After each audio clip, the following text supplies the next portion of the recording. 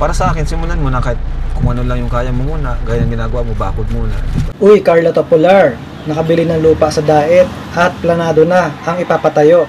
Ayan ang pag-uusapan natin.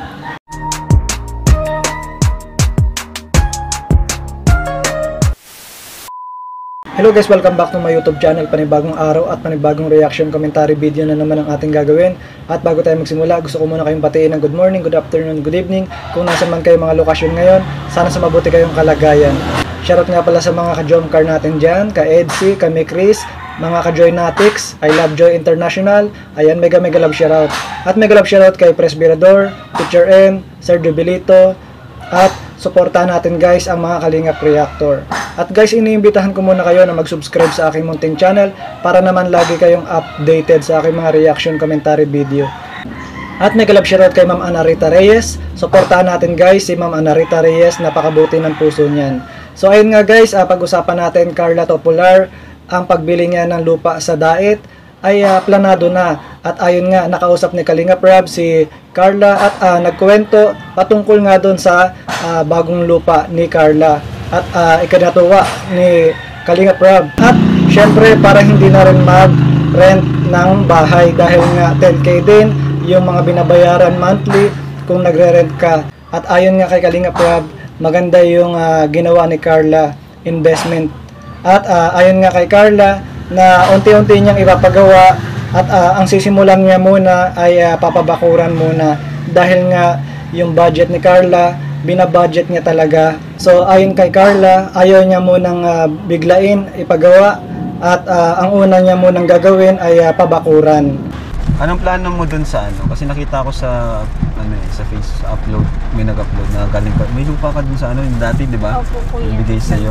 Opo, nagpasama po ako nung nakaraan kay tatay. Kasi okay. ano po, bala ko po na pabakuran po yun.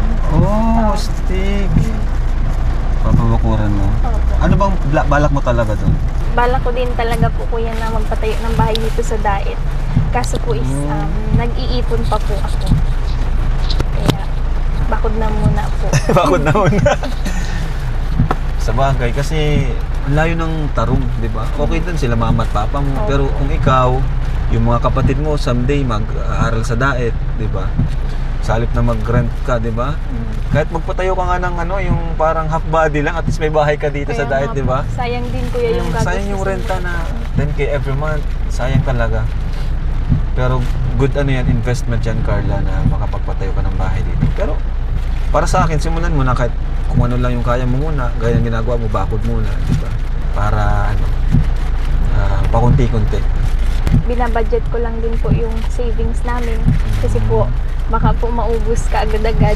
Siyempre po, di ko rin naman po alam kung anong mangyayari. Sa bagay. Kaya malaking tulong din po yung pag-vlog sa amin, sa Jomcar, sa amin ni Jomar. Okay lang ba kahit ano na kayo? Okay lang na binablog ko pa kayo? So sabi naman ni Kalingap Rab, tama yon na unti-unti na simulan na ni Carla. At ayon nga kay Carla ay binabudget niya muna, inuunti-unti niya lang muna yung kaya lang ng budget. So maganda talaga humawak ng pera si Carla, hindi talaga ubos-ubos.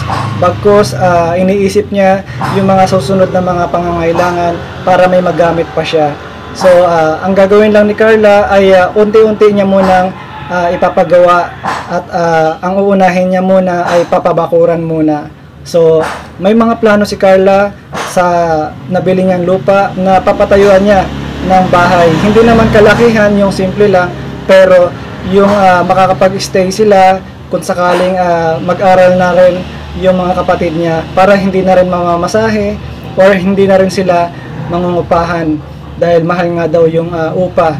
So ayun nga, maganda po yun para kay Carla at malaking katipiran yun kung sakaling may bahay na si Carla sa Daet. So maganda talaga yung naisip ni Carla na nakabili siya ng lupa sa Daet at syempre katabi niya yung lupa ni Papa Joms, di ba?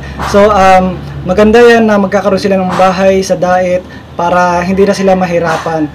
So abangan natin guys yung mga susunod na mga gagawin sa lupa ni Carla, pero ayun nga, ayon kay Carla ay papabakuran niya muna at sa susunod kapag may budget na, so siguro papagawa niya ng bahay.